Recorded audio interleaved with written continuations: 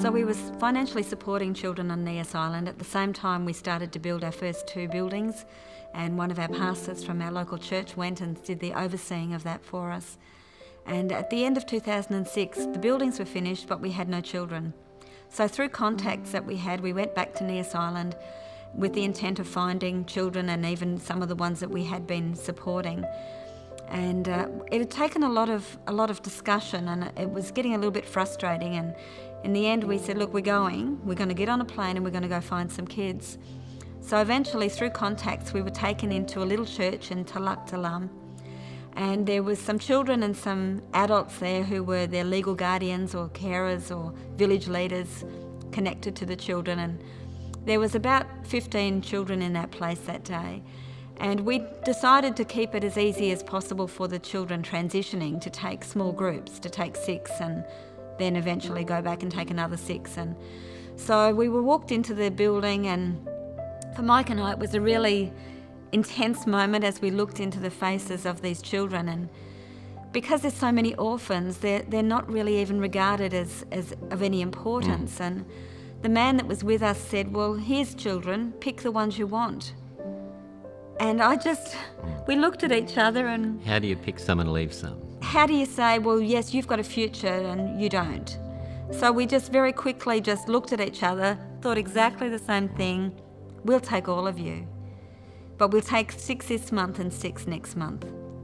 And so with that, our first children came to House of Hope. Interestingly, in the vision that I had originally, the water was very muddy and very dirty, and the first children that came to us were children that had come from tsunami and earthquake zones, where every part of water system was just muddied and dirtied. God had a plan for each one of their lives, and so they came, 15 children came from Nias Island. They'd never been out of their village. They came by bus, by boat, by bus to get to us. 2 days it took them to travel.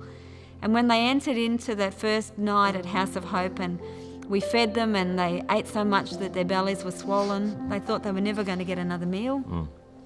We put them into bed and we checked them just before we went to sleep ourselves. And the first 7 children that we brought, instead of each one being in a bed each, all 7 All of them 7 in the one bed. were in the one bed. But they were secure and they were happy, and we never once had any distress from them. We never once had a child cry. They settled very quickly, and that had to have only been the hand of God upon them, and them knowing and experiencing the love of God for themselves. I think the beauty of House of Hope is the staff, such godly, caring staff.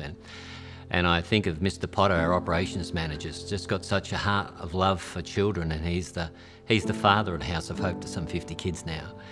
But I think probably one of the most dramatic things that happened in employing some of our staff there was Posma.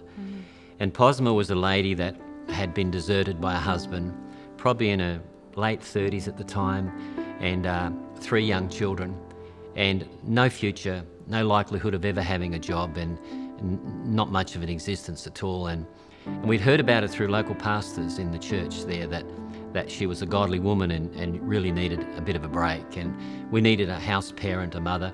And so she applied for the job, and I still remember she came walking up the road with the 3 children. But it wasn't your normal interview. She walked in weeping, and she wept through the whole interview. And I guess we're maybe a bit of a soft touch, and it kind of broke our heart. And we took a bit of a risk. We employed her, but she's just turned out to be an amazing, amazing woman. She did 3 years of Bible college, loves our kids, loves all the children that are in House of Hope, and does an amazing, amazing job. And so I think the success of House of Hope has been lots of love, lots of prayer, and really godly carers.